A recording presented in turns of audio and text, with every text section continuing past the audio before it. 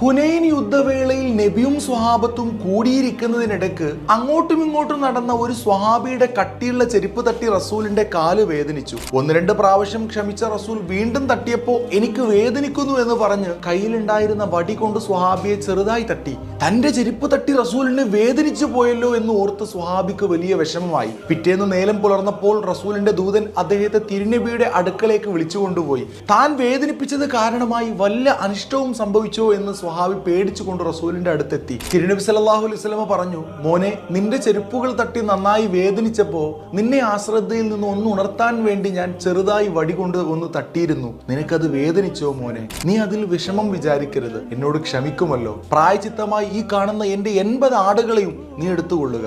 നോക്കൂ, എന്തൊരു വിട്ടുവീഴ്ച ചെയ്യുന്ന നേതാവാണ് റസൂൽ. അവിടുത്തെ കാരുണ്യവും വാത്സല്യവും കൊണ്ടാണ് റഹ്മത്തുൽ ആലമീനായത്.